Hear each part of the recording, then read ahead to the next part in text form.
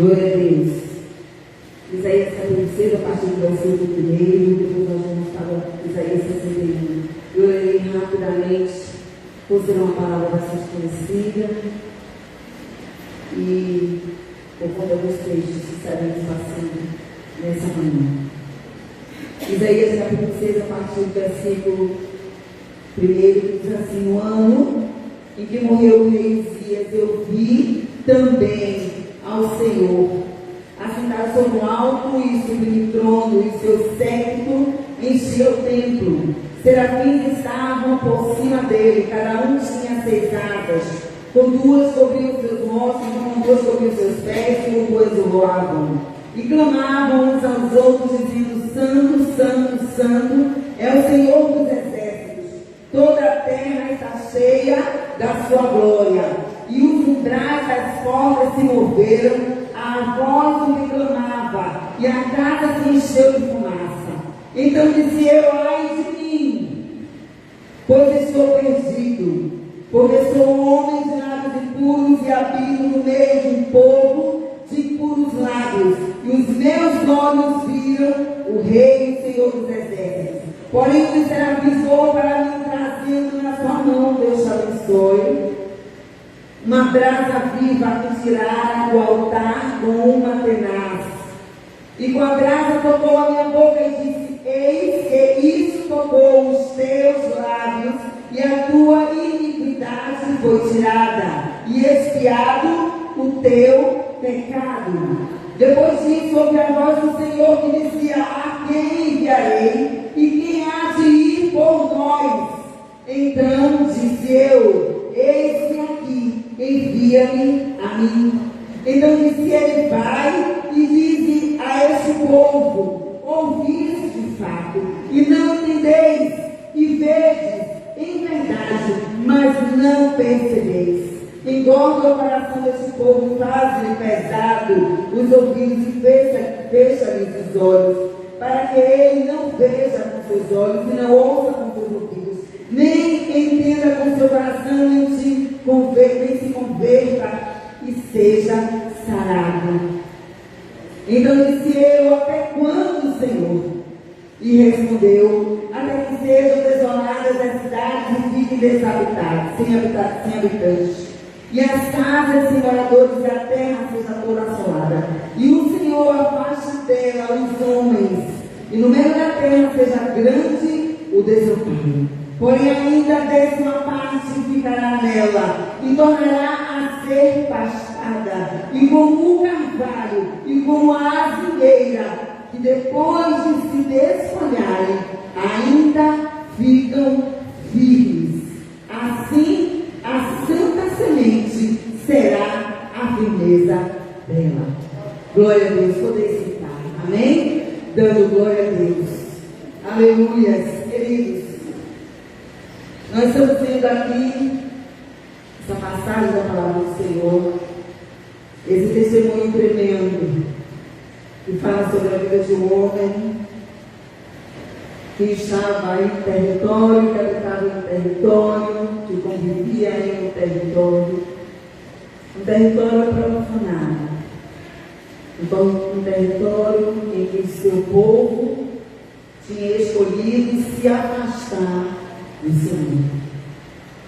Um povo que tinha escolhido, tinha decidido seguir princípios que não eram estabelecidos pelo Senhor. Um povo que foi chamado pelo Senhor, escolhido pelo Senhor, um povo através do qual, ainda nesse tempo, estava sendo sinalizado a vinda do Messias, um povo através do qual o Messias, Yeshua HaMashiach, viria ao mundo, através do qual ele viria ao mundo, nasceria dessa nação. Um povo que foi formado, chamado, criado, cuidado, suprido completamente pelo único e verdadeiro Deus, o Deus de toda a terra. Esse é o nosso tema deste ano: Jesus, o Senhor de toda a terra. Mas, independente, da fidelidade do Senhor. Um povo escolheu se desviar do Senhor, se afastar do Senhor, se contaminar com deuses e povos pagãos, deuses feitos por mãos de homens, gerados pela sua própria concupiscência, para cumprir seus próprios desejos, deuses que profanavam comportamentos que era gerado uma atmosfera espiritual, comportamentos completamente profanos, de orgias diante do Senhor. Aquele povo estava completamente afastado do Senhor.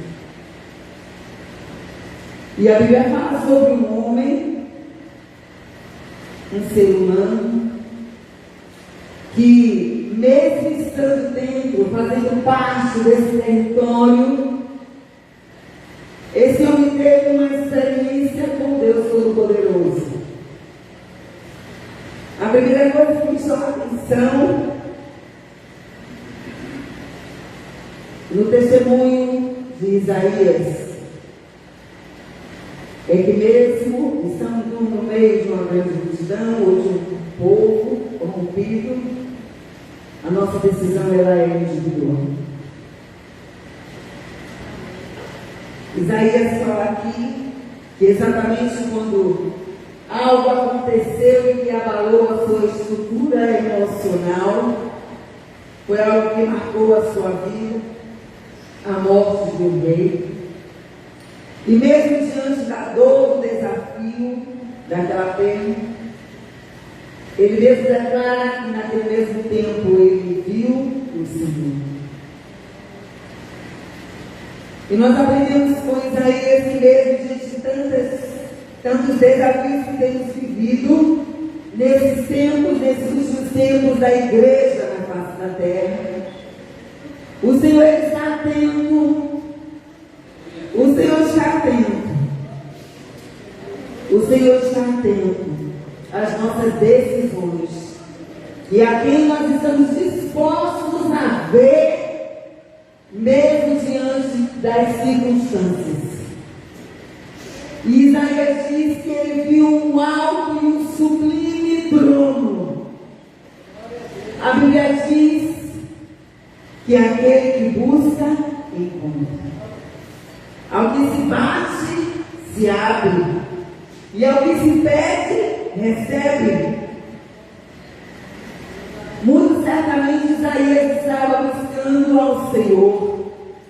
Porque a Bíblia diz que aquele que decide se aproximar de Deus, ele precisa primeiramente crer que Ele existe.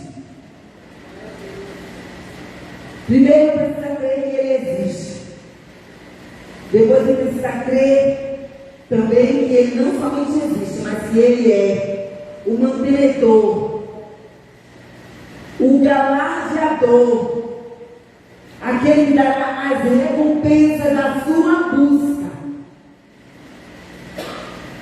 Isaías diz que naquele mesmo ano ele viu também ao Senhor. Isaías não estava vendo apenas tragédias, abandono de alma, de relacionamento por conta de uma perda por morte. Mas Isaías também viu ao Senhor. Viu ao Senhor, ele também viu ao Senhor. E ele viu a excelência do que Deus permitiu que ele visse, da sua glória, da sua majestade, do seu trono, do seu alto e sublime trono, e dos seres que serviam ao Senhor e que servem ao Senhor. E que de dia e de noite, no nosso tempo, porque na glória, na presença de Deus, diante do trono de Deus, a sua própria glória, ela ilumina. Ela ilumina. E aqueles seres, em todo o tempo, declaram: Ele é Deus. Declaram que Ele é santo. que Ele é santo, que Ele é santo. Talvez para mim e para você, a gente não entenda o que quer dizer apenas nosso linguajar 3 vezes essa declaração de santo, santo, santo. Santo, santo, santo, 3 vezes. A Trindade santa, 3 pessoas em um só. Pai, Filho e Espírito Santo. É a plenitude.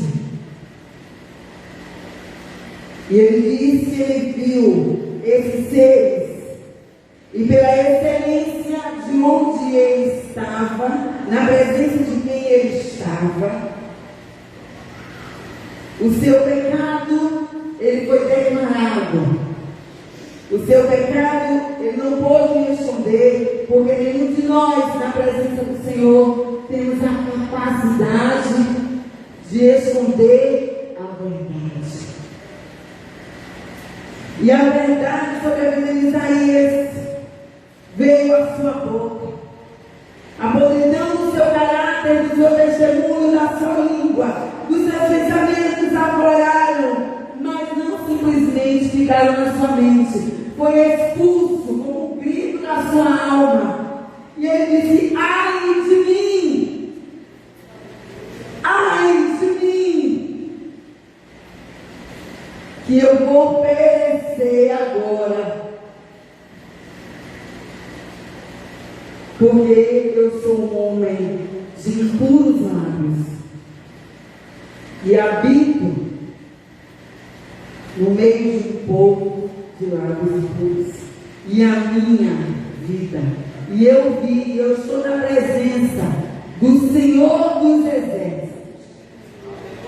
Eu estou na presença do Senhor dos Exércitos. E é muito tremendo, irmãos. E é muito tremendo porque ele declarou, ele teve um temor tão grande, que quando nós reconhecemos verdadeiramente a presença do Senhor, eu quero lembrar para cada um de nós, que nós declaramos que somos filhos de Deus, que nós somos crentes em Jesus, e que nós declaramos que Deus está conosco todos os dias, e que nós declaramos que Deus sempre está ao nosso lado, e que estamos sempre na presença de Deus. E será que nosso testemunho, a nossa vida, a nossa linguagem, porque Isaías aqui, ele declara, porque ele reconhece a presença de Deus, a santidade de Deus. E às vezes no nosso dia a dia, pelas nossas atitudes, nossa linguagem, pensamentos e testemunho, nós não estamos declarando que reconhecemos que estamos diante daquele que pode, inclusive, nos tirar dessa terra. E Isaías estava ali reconhecendo: ai de mim, pois estou perdido, porque sou um homem de lábios impuros e habito no meio de um povo de impuros lábios, e os meus olhos viram por mim, o Senhor diz assim. O Senhor está nos alertando para que os nossos olhos possam estar vendo a cada instante o Senhor diz assim. Nós precisamos reconhecer isso no nosso dia a dia. Reconhecer que a santidade, a presença do Senhor, faz com que a nossa impureza seja revelada. A nossa impureza está sendo revelada. Mas não somente revelada, é o que nós queremos fazer com essa impureza revelada. Com tantas coisas que nós precisamos deixar de fazer. O que iremos fazer com essa impureza revelada diante da santidade do Senhor. A Isaías, ele declara, ele confessa o seu pecado. Eu tenho lábios impuros. Não somente tenho lábios impuros, eu ando no meio de pessoas também. E Deus está aqui nos falando. Deus está nos falando. Qual é o meio que a gente vive? Está reforçando aquele comportamento, aquela atitude de pecado, aquele pensamento de pecado. Qual é o meio? O meio presencial, o meio online, a internet, né? Qual é o meio que nós estamos acessando e deixamos ser acessados de forma que estamos ali comungando no mesmo pecado? Porque a Bíblia diz: aquele que não comete, mas aquele que concorda é mesmo que cometer o pecado. E a convivência com o pecado abre portas de legalidade para a conquista do território por demônios. Ah, mas eu não minto. Ah, mas eu não engano. Ah, mas eu não faço isso. Mas se é conivente, você faz por tabela, você pega por tabela. Se você promove algo que é contrário aos princípios do Senhor, você está sendo conivente. Você está pecando tanto quanto aquele que está fazendo. Se você não diz ao seu irmão, à sua irmã, ou aquele que não conhece os princípios do Senhor, o caminho em que ele está andando, você está sendo conivente. Porque a Bíblia diz que Deus levantou um atalaia, e o atalaia ele precisa falar. Quer ouçam, quer deixem de ouvir. Porque se alguém se arrepender, você ganha aquela vida. Aquela vida foi poupada de uma eternidade longe de Deus. O que Deus fala na sua palavra é uma morte eterna. Mas se você leva ao entendimento que aquela pessoa está num pecado, não é somente um erro. Erro é erro, mas pecado é pecado. E a Bíblia diz que o pecado, ele nos afasta, nos separa de Deus e, por tabela, consequentemente, faz com que o homem herde a condenação eterna.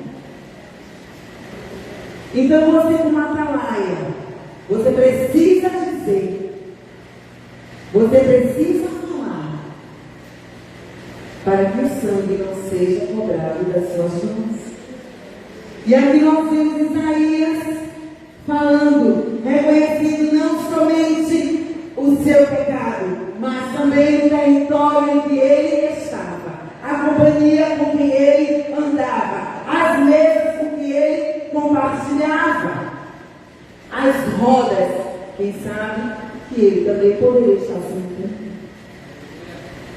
Ele estava falando sobre território, sobre o povo, sobre companhia.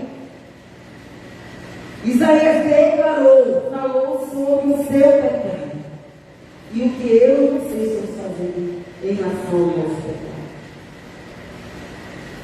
Estamos tentando esconder do Senhor como se assim pudéssemos fazer?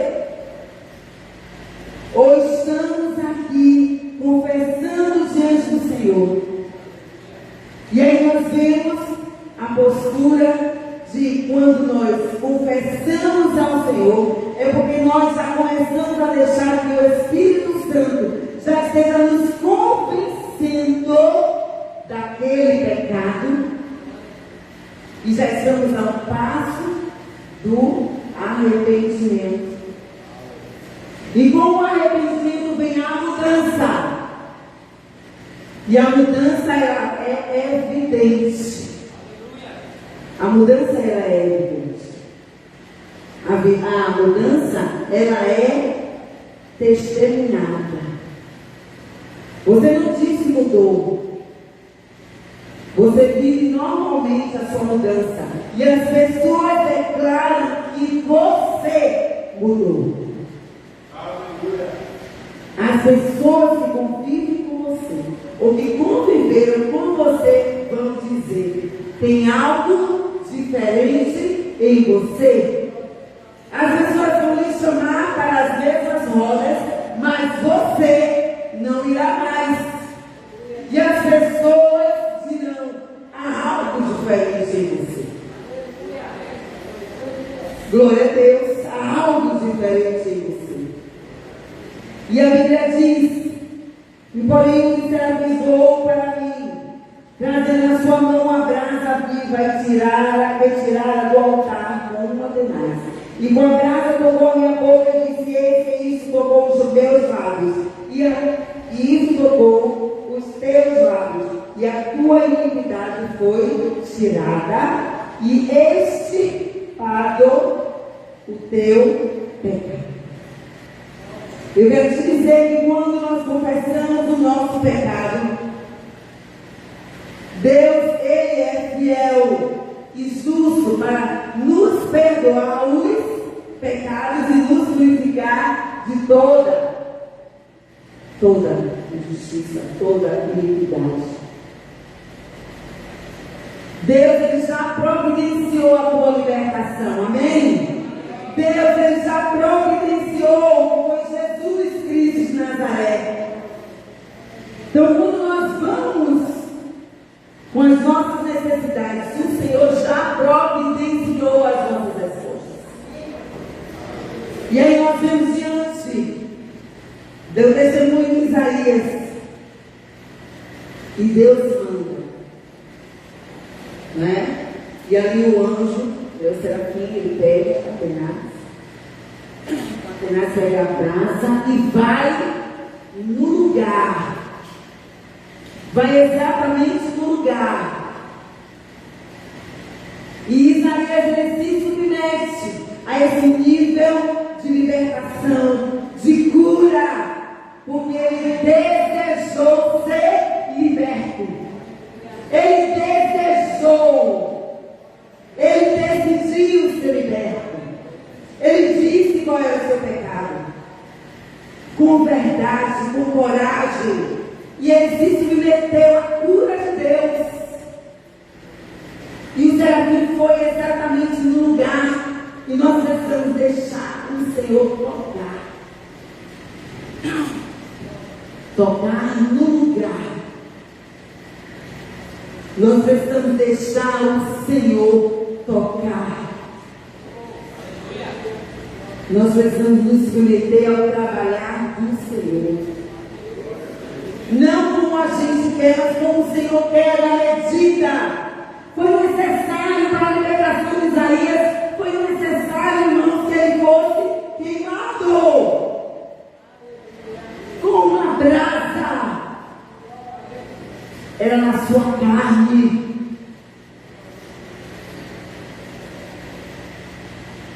Nós precisamos entender isso.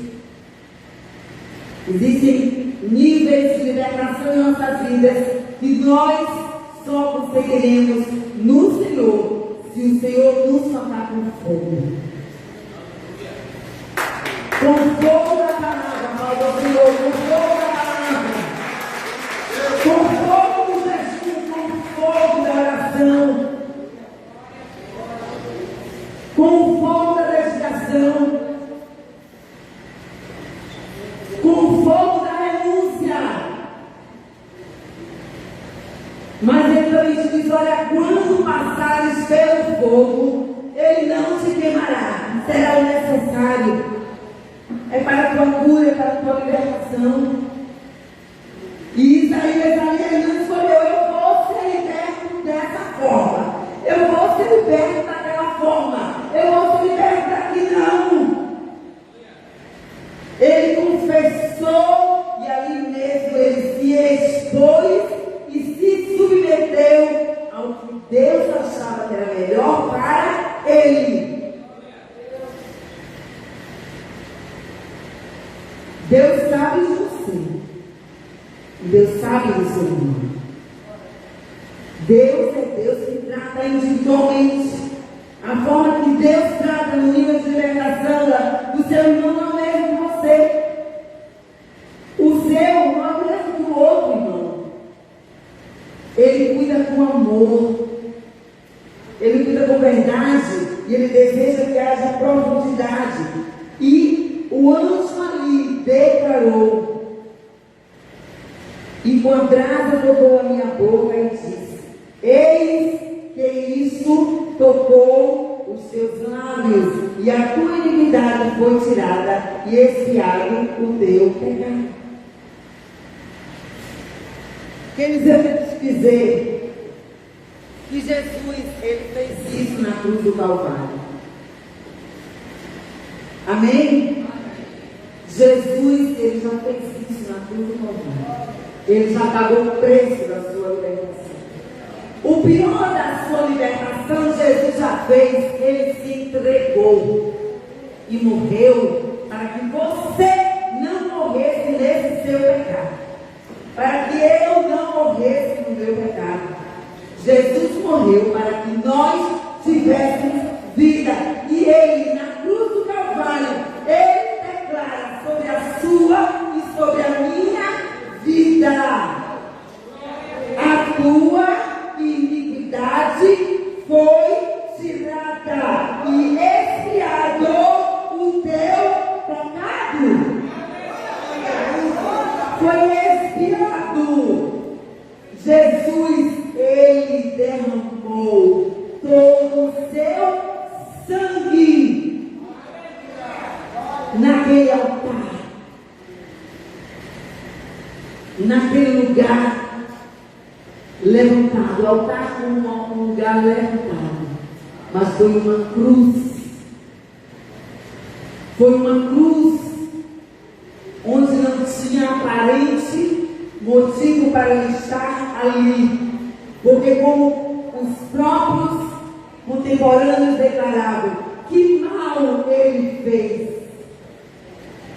Assim como o ladrão que estava ao seu lado disse, que mal ele fez. Nós estamos aqui porque nós merecemos. Nós estamos aqui porque nós merecemos. Mas ele, que mal ele fez. E aí a Bíblia diz, porque ele levou sobre ele, aleluia. Ele levou e escolheu, queridos.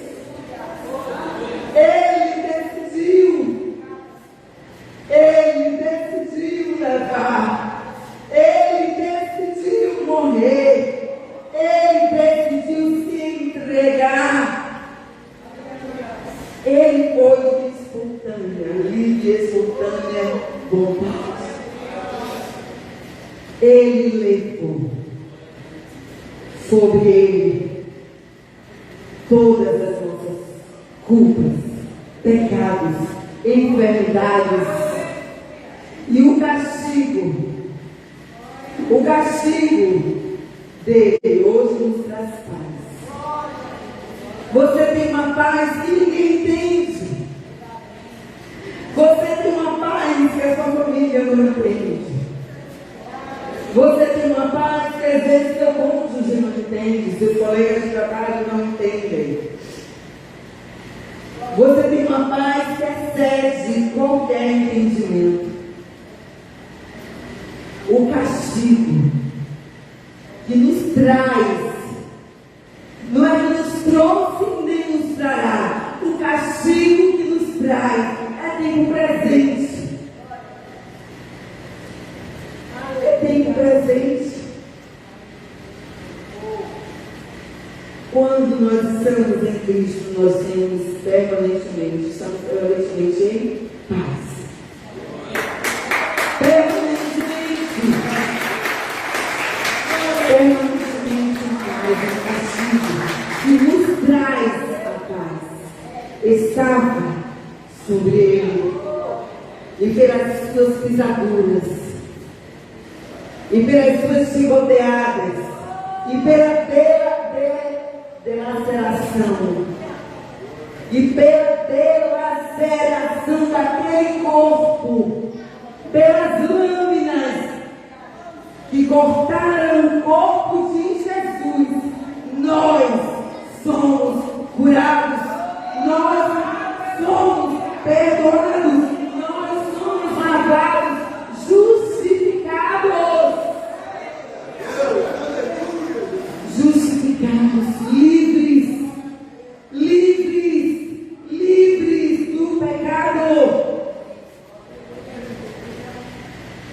Porque Ele pagou toda a acusação da humanidade, todos os pecados que você já cometeu, que nós já cometemos e que poderemos cometer, já está pago. Mas a Bíblia diz: use da liberdade, mas não para a libertinagem. Use da liberdade em Cristo para a santidade. Use da liberdade em Cristo para glorificar aquele que pagou o preço, aquele que hoje te dá paz, te dá alegria, aquele que está todos os dias ao seu lado, aquele que nunca vai te abandonar. Nunca vai te abandonar. Aquele que no seu próprio nome diz que Ele é providência. Ele é providência. Por isso que Ele diz que Ele é quem Ele é. Porque quando você chegar com qualquer necessidade, Ele vai se manifestar segundo a sua necessidade. É segundo a sua necessidade. Muitas das vezes nós somos ser obedecer a sua necessidade. Ele se revela, mas Ele também abençoa. Aí já fala sobre o nosso querer também. Mas a prioridade é a necessidade. Por isso que Ele é quem Ele é. E Ele vai se manifestar como Deus da paz, como Senhor dos exércitos, como aquele que cura, como aquele que nos faz, como aquele que é a bandeira, e como aquele que é o estandarte. Ele vai se revelar. Ele vai se revelar como aquele que cura e que liberta. Ele vai se revelar como Deus Todo-Poderoso. Ele vai se revelar como Deus Criador de todas as coisas. Ele vai se revelar como aquele que traz a existência aquilo que não existiu. Glória a Deus. Então eu quero te fazer lembrar que Jesus já fez tudo.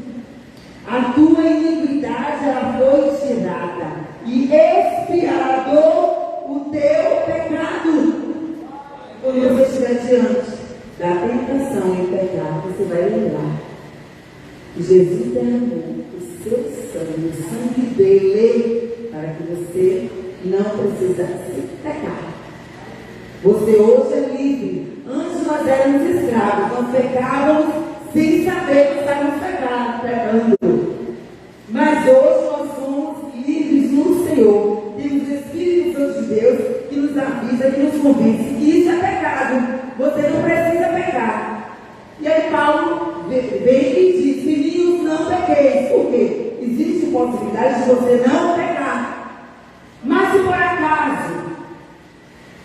acaso, em algum momento, de forma, que você pecou, sempre muda a direção, porque você tem um advogado.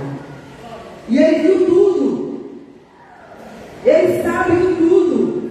Ele viu a sua batalha interior. Ele viu a luta do espírito contra a carne, da carne contra o espírito, e o que você decidiu. Mas ele advoga a sua causa, porque ele mesmo foi que se entregou. Aleluia! Ele foi o mesmo que passou, para que você não passasse. E ele foi tentado, mas não pecou. Isso vai dizer para você, vai dizer para mim que é possível não pecar. É possível não pecar. É possível. Porque toda iniquidade foi tirada. Diga, toda iniquidade. Toda minha iniquidade foi tirada. E todo o meu pecado foi expiado na cruz do Calvário por Jesus Cristo de Nazaré. Aplauda o Senhor. Glória a Deus. E aí existe aquela conversão. diante daquela experiência de conversão. O que é conversão? É mudança de direção. Mudança de direção. Convergir, mudar. Mudou a direção. Né? Então, os habilitados aqui sabem mais do que eu. Né? Então, mudança de direção. Diante da conversão de Isaías, eles tudo, nós nos convertemos. O Espírito Santo vai nos instruindo pela palavra, pela comunhão, quando nós estamos. Por isso é importante. A Bíblia diz que nós precisamos congregar. E a Bíblia também diz, olha, cuidado, principalmente quando vai se aproximando o fim. Não abandone a vossa congregação, como é o costume de alguns, não é de todos, é de alguns. Quanto mais vai se aproximando o fim. A Bíblia diz sobre isso, sobre a nossa vigilância. Porque hoje existem pessoas que se dizem crentes, mas querem ser ministrados pelas pessoas que apenas estão nas redes sociais. São pessoas que estão sendo convencidas não pelo Espírito de Deus, que não tem mais necessidade de congregar, de estar na igreja, de ter comunhão com o corpo de Cristo, de celebrar a unidade, de sermos tratados na unidade. Tem pessoas que estão sobrevivendo, entre aspas, espiritualmente, à base de orações. Orações de pessoas que nunca viram o seu rosto. Simplesmente porque são ouvidos apenas por palavras proféticas, sempre de o Senhor vai fazer.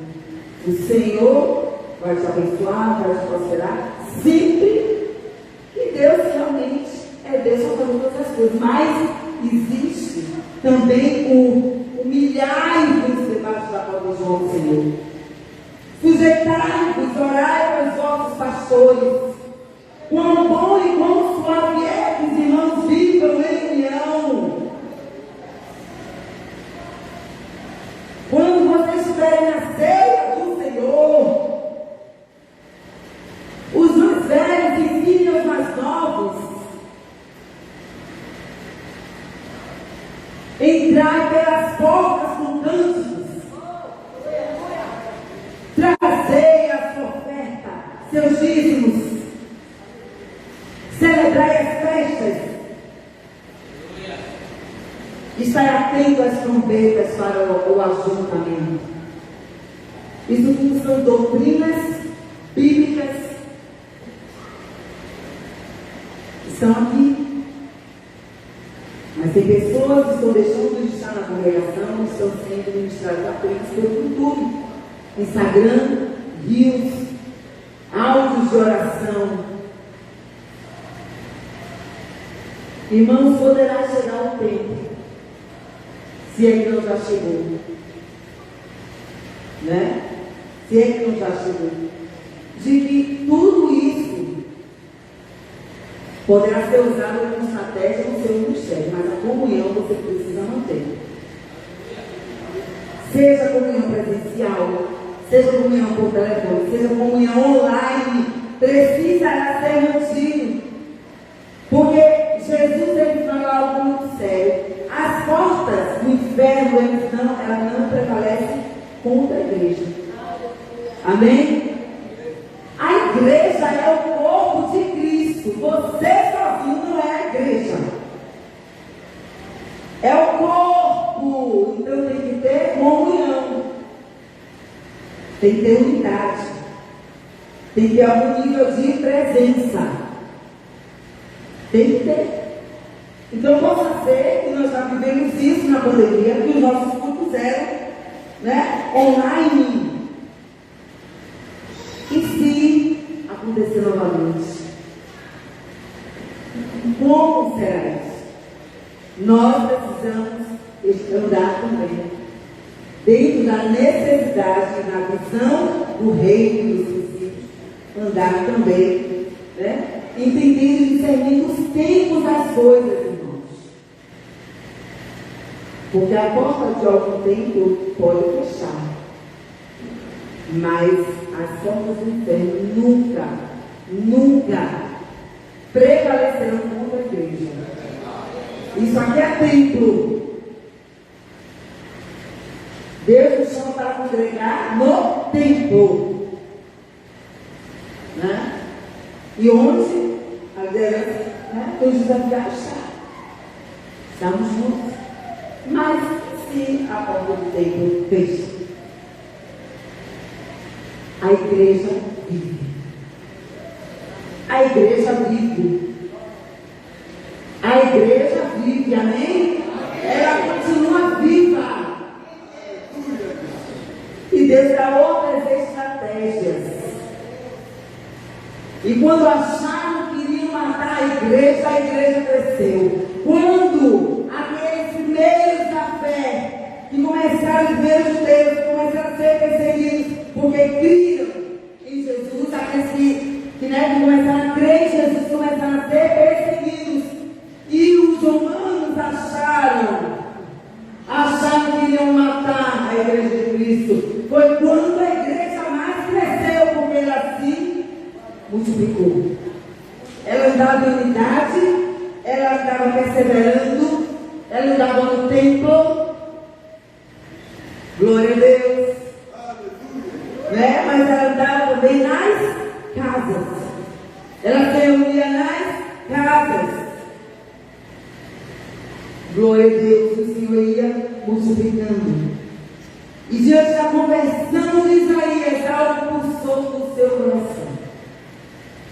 Logo depois daquela experiência tremenda, ele ouviu a voz do Senhor, perguntando: a quem enviarei e quem há de ir por nós? Então disse eu. Então disse quem? Então disse quem? Eu. O Senhor hoje está dizendo, está perguntando para você: a quem eu vou enviar? Quem é que eu já enviei? Diga eu. Eu quero te dizer que todo território que você está, o Senhor já enviou você. Na sua família, o Senhor já te enviou. No seu trabalho, o Senhor já te enviou. Na vila, o Senhor já te enviou. Fazendo feira, já te enviou. Seja onde for o seu trabalho, o seu negócio, o Senhor já te enviou. Glória a Deus, o Senhor já te enviou.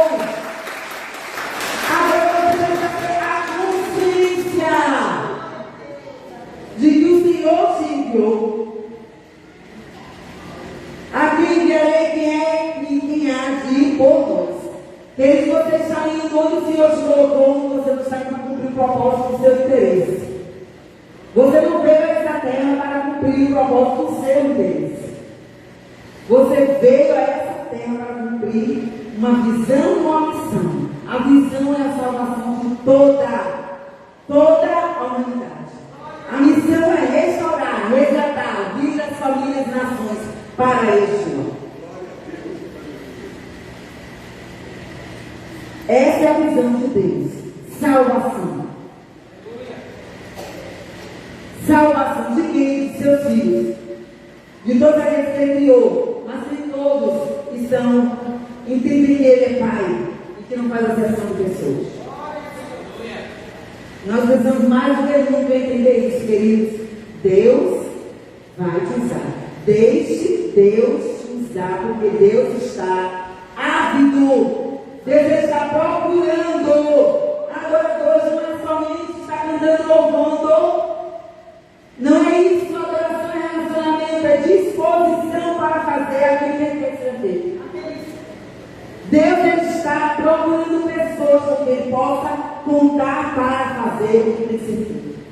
E eu quero te dizer que você, mais do que nunca, está sendo desafiado ao Senhor, não olhar para o que você vê, mas olhar para o que você crê. E você não deve estar olhando nesses discursos para as pessoas pelos seus comportamentos, pelas suas atitudes, pelas suas palavras.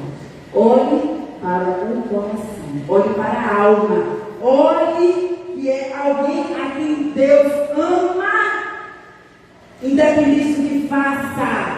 Deus ama. Deus ama e não quer se ter. Então olhe para Deus. É uma vida, é uma alma. Deus ama. Então eu vou trabalhar para conquistar essa vida para Jesus. Para apresentar um Deus que é amor. Não é um Deus que muitas vezes foi apresentado. Mas é um Deus que é amor. É justiça também. Mas é amor. Então tenha consciência que você já foi enviado. A quem enviarei? Tenha consciência. Você não está representando a sua necessidade, a sua visão. Você está indo em nome do Senhor. Você está fazendo, você está agindo para cumprir o propósito estabelecido por Deus. Por Deus. Quem irá, quem há de ir por nós? Pelo governo de Deus, pelo reino de Deus, pelos princípios de Deus. Não é o que eu acho. São os princípios do Senhor que estão estabelecidos na sua palavra, a Bíblia. Quem há de ir por nós? Então disse eu: eis-me aqui, envia-me a mim. Glória a Deus. E seja essa a sua palavra. Em todos os dias do ano de 2023, seja essa a tua palavra. Eis-me aqui. Envia-me. Ou seja, sua disposição. Eu vou fazer. Que o Senhor Cristo te abençoe em nome